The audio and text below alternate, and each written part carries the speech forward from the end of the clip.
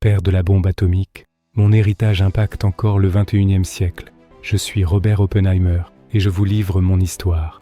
Je suis né le 22 avril 1904 à New York, dans une famille assez aisée. Mon père, Julius Oppenheimer, était un marchand de textiles et ma mère, Ella Friedman, était une artiste passionnée de peinture. J'ai grandi dans un environnement où la culture et l'intellect étaient très importants, ce qui a certainement nourri ma curiosité dès mon plus jeune âge. Très tôt, j'ai montré un goût prononcé pour l'apprentissage. À seulement 6 ans, j'avais déjà commencé à apprendre le latin. Et à 9 ans, je m'intéressais déjà à la science et à la littérature. Mes années d'école ont été marquées par une fascination pour les mathématiques et les sciences, où j'ai rapidement progressé dans des établissements privés réputés de New York. En 1921, à 17 ans, je suis entré à l'université Harvard. J'y ai terminé mes études en 3 ans, obtenant mon diplôme en chimie en 1925. Mais mon vrai intérêt était ailleurs, dans la physique théorique, un domaine qui était alors en plein essor et qui allait très vite devenir le centre de ma vie professionnelle.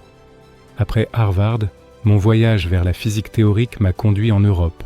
En 1925, juste après avoir obtenu mon diplôme, je me suis rendu à Cambridge, en Angleterre, pour travailler au laboratoire de Cavendish sous la direction de J.J. Thomson. Cette expérience a été difficile, car les méthodes expérimentales ne correspondait pas vraiment à mon tempérament de théoricien. En 1926, j'ai décidé de changer d'environnement et je suis parti à Göttingen, en Allemagne, qui était alors un centre international majeur pour la physique théorique. Là, j'ai étudié avec Max Born, dont les travaux sur la mécanique quantique ont profondément influencé ma pensée. C'est à Göttingen que j'ai obtenu mon doctorat en physique en 1927, à seulement 23 ans. Pendant mon séjour en Europe, j'ai aussi rencontré plusieurs physiciens qui allaient devenir des figures centrales dans le domaine, comme Werner Heisenberg et Paul Dirac. Ces rencontres et cette formation m'ont permis de me positionner rapidement comme un jeune scientifique prometteur. De retour aux États-Unis en 1929, j'ai commencé à enseigner à l'Université de Californie à Berkeley. C'était le début de ma carrière académique et aussi le moment où je me suis engagé à former une nouvelle génération de physiciens américains. Voilà comment mes années de formation ont jeté les bases de tout ce que j'allais accomplir par la suite. De retour aux États-Unis en 1929, j'ai rejoint l'Université de Californie à Berkeley en tant que professeur associé de physique. C'était une période excitante, car la physique théorique en Amérique était encore à ses débuts et j'avais l'ambition d'y jouer un rôle important.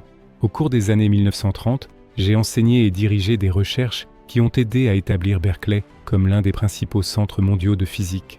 J'ai travaillé sur des sujets variés, comme la mécanique quantique et la physique nucléaire, et j'ai attiré plusieurs étudiants brillants autour de moi, des talents qui allaient contribuer à l'expansion rapide de la physique aux États-Unis.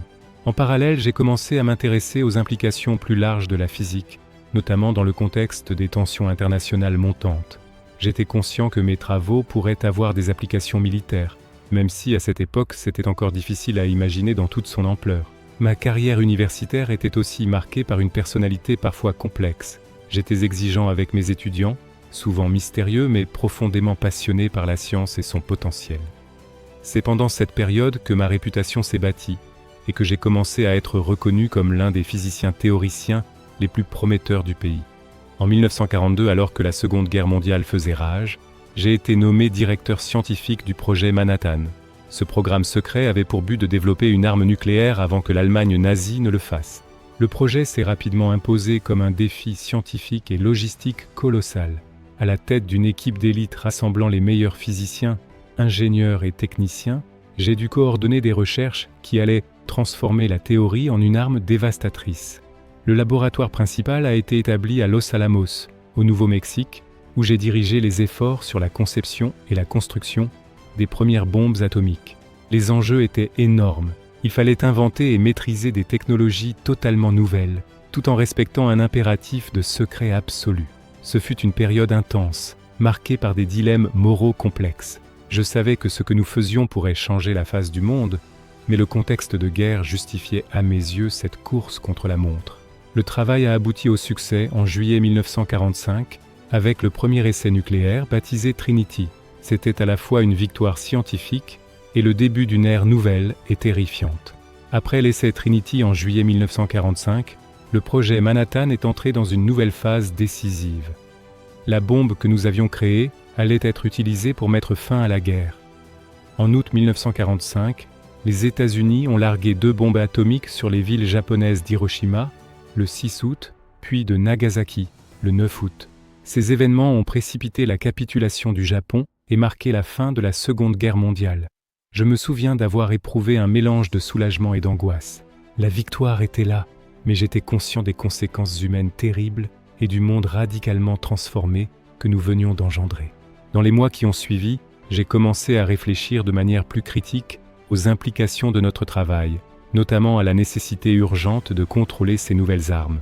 Le monde n'avait encore jamais été confronté à un tel pouvoir destructeur. Ces questions allaient bientôt devenir centrales dans ma vie, alors que la guerre froide s'annonçait et que les tensions internationales montaient. Après la guerre, j'ai pris conscience que le pouvoir nucléaire que nous avions créé ne devait pas tomber entre de mauvaises mains. J'ai alors milité en faveur du contrôle international des armes atomiques, convaincu que leur usage devait être strictement limité pour éviter une catastrophe mondiale. Cette prise de position m'a mis en porte-à-faux avec certains responsables politiques, notamment lors de la montée de la guerre froide entre les États-Unis et l'Union soviétique. La peur du communisme était alors à son comble. En 1954, j'ai fait face à une véritable enquête de sécurité menée par le gouvernement américain. Des accusations ont circulé, m'accusant de sympathie communiste et de comportements suspects. Malgré une vie de service à mon pays, j'ai vu mes accréditations de sécurité retirées, ce qui a mis un terme brutal à mon influence dans les affaires nucléaires. Cette période a été particulièrement douloureuse, marquée par un sentiment d'injustice et de trahison.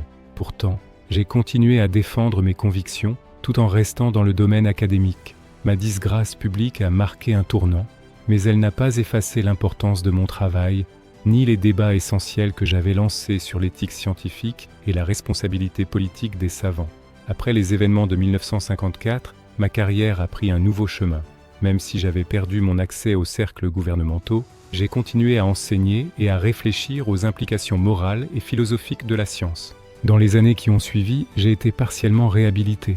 En 1963, le président Lyndon B. Johnson m'a remis la médaille d'honneur de l'Atomic Energy Commission, reconnaissant officiellement mes contributions scientifiques. J'ai passé mes dernières années à réfléchir sur ce que signifiait être un scientifique dans un monde où la connaissance pouvait servir à la fois le progrès et la destruction. Je suis mort le 18 février 1967 de complications liées à un cancer de la gorge. Mon histoire est celle d'un homme pris entre la quête du savoir et les conséquences imprévues de ses découvertes.